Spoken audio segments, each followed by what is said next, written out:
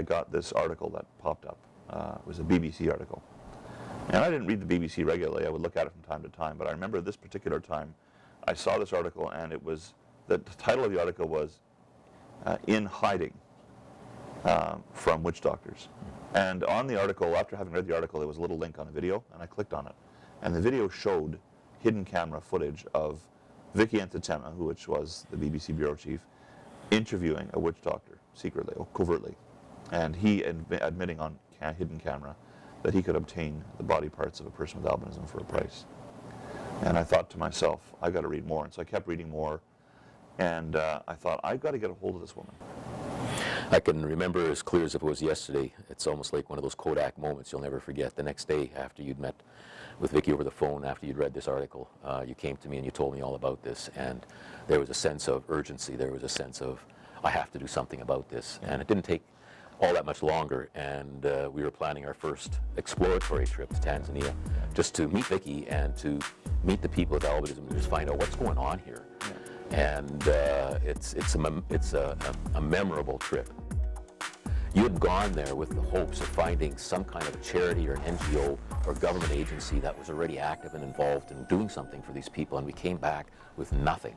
There was nothing that would be even likely to start providing resources to that could handle the resources and do something good with it. And I can't believe so early on you were so very clear-minded. This has to include education. This has to include advocacy. There's a lot of medical help that's needed, but we're not a medical NGO. There's a lot of other things that are needed, but we're not that. Right. And you kept sort of a very clear, like a two-sided sword, a two-edged sword on what we're going to do and therefore what we're not going to do.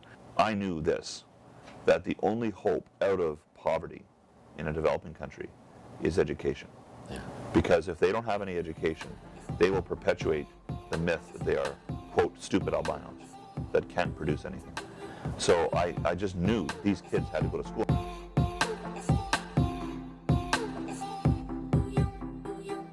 Now, Under the Same Sun has two official programs. We've got the ESF, or the Education Scholarship Fund program, and APA, or Advocacy and Public Awareness program. They are sort of the coming together of the mandate that was derived out of your vision.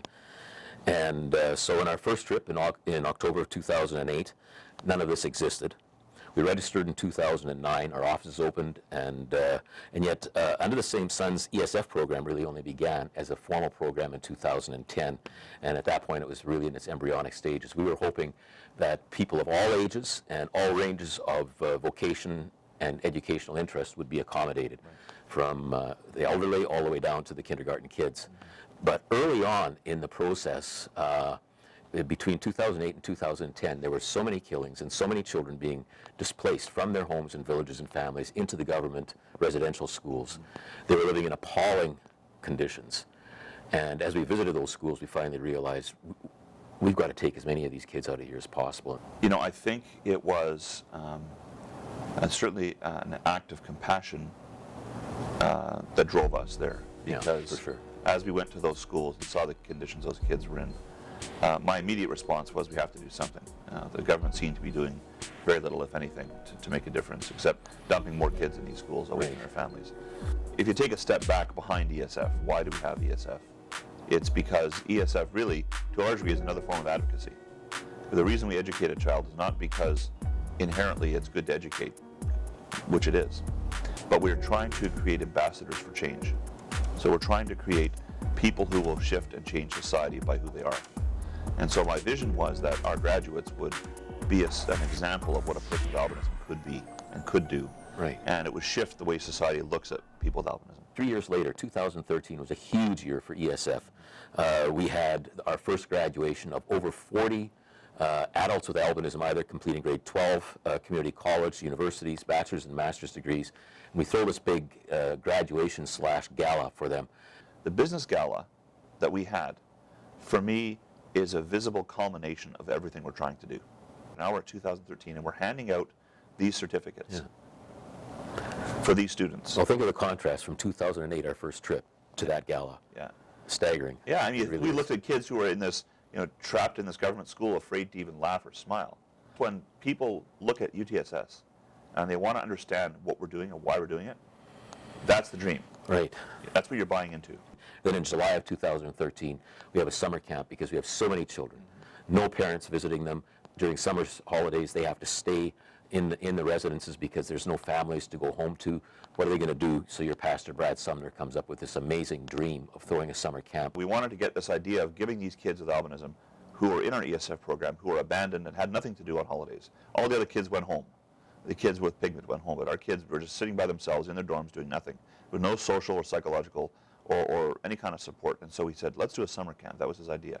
And I says, Brad, run with it. So he, put together a team of volunteers, and we made the camp happen. It was amazing. There's another piece, and that is, I said earlier, UTSS is not a medical charity, and yet our ESF program has engaged in a lot of medical services and medical tours.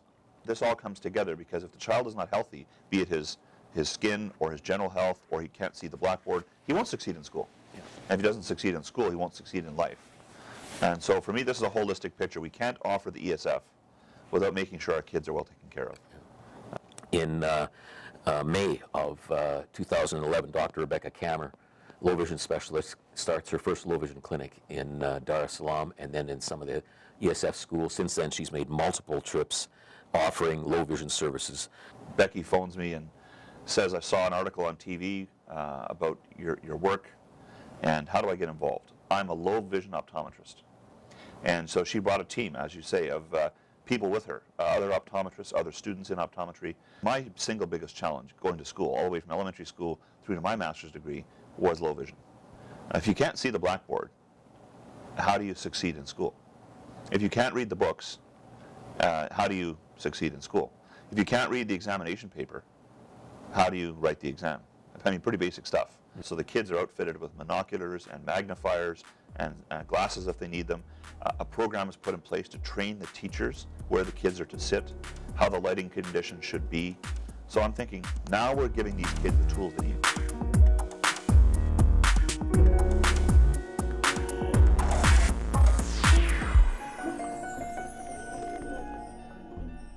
We also have another piece to the mandate, which is advocacy. We call it APA, Advocacy and Public Awareness, which has two basic branches to it, the national advocacy branch and then the international. And so looking at the national first, early on again, back in the early days, you had a vision for a documentary. There had been so many documentaries done by Western media outlets. They're more news-type documentaries. Right. Different major networks would go over BBC, American networks, Canadian networks, do news pieces or document, and they were all geared for the Western audience. So it was dandy to educate Westerners what was going on. It was needed. But it wasn't going to change anything on the ground because people in Tanzania don't watch those shows. Yeah. And so my big driving heart for this deal was that this would be produced in Tanzania and for Tanzania. So we found, through great fortune, a godsend, JF, Jean-Francois Mine from Quebec, who had the heart and the soul and the mind and the creativity to craft this thing for us. Mm-hmm. And then you put him on the road and asked him to distribute. And so he starts the Pamoko tour with the One Love tours. And from 2011, 2012, he was running tours throughout Tanzania in the rural areas where a lot of the attacks and killings took place, in the urban centers, in universities and colleges and churches and schools, and getting Tanzanians to actually see firsthand the story of what's happening to their fellow citizens with albinism. And it's all being put on by people with albinism. In some cases, thousands of people would show up out of the villages, and they would watch, and they would have a program, not just the film, but people with albinism, many of them are staff, would stand up, and they would say, do I look like a ghost? I tell you I'm not. I have a university degree, and I'm here. I'm a fellow human being. Yeah. And they would just confront publicly the lies. We'd have talented musicians with albinism. We'd have others with albinism showing these people. And you could actually see the change. I remember people coming up, we'd have roaming microphones. And there was an open question and answer period. And you could see villagers coming up and grabbing the microphone and saying things like, well, I used to think people with albinism were ghosts, but now I see they're not. Mm-hmm. I see that they're actually normal, just like me. They would publicly say that. Yeah. And I'm thinking, right here, right now, we're seeing a change in thinking, right? Because of this film, because of this advocacy endeavor.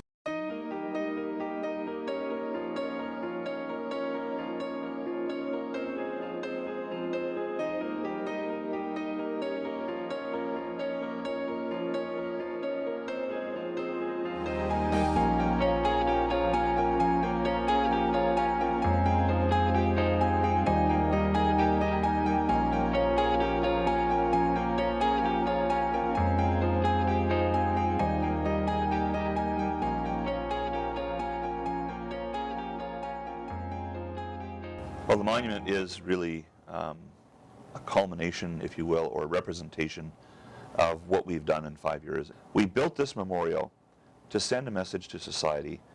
These things have happened. And we wanted them to put a face and a name to it. So there's a listing at the memorial. There's a big statue in the center, and all around the statue is the names of all the murder victims, their age, their gender. So these are not just murder victims, they're people. And in the center, we constructed this beautiful, beautiful representation. And it's a picture of what we want people with albinism to be included in, and that is the family. This little boy who's got white skin is sitting on his dad's shoulders.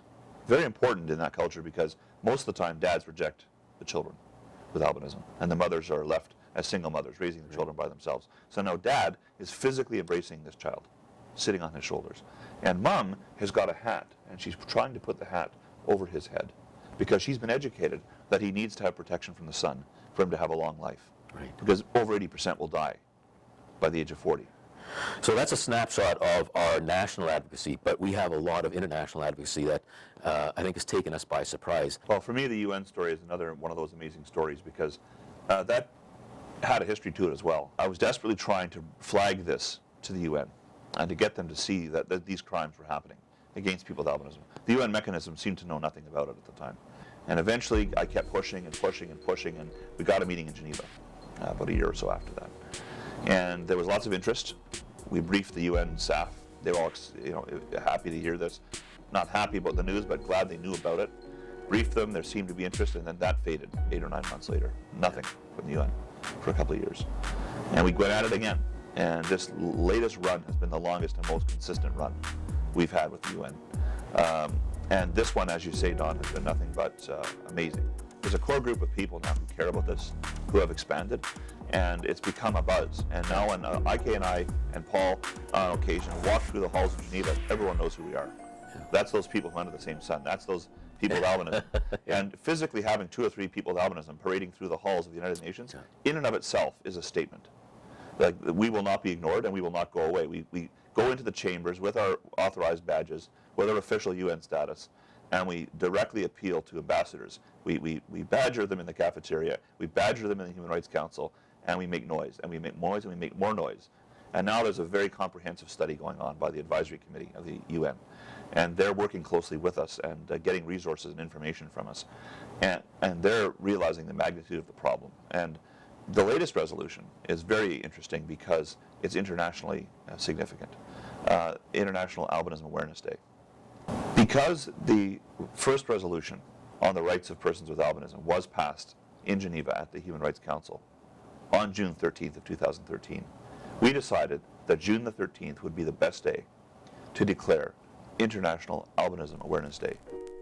And that will come full circle to my vision for the future. Yeah. And that is my dream. The dream that I have for people with albinism. It began in Tanzania, it moved to Africa, and it's global. I have a dream one day that people with albinism will take their rightful place in every level of society, and that the days of discrimination against people with albinism will one day be a faint memory. And we will keep working for that dream every day until it's realized.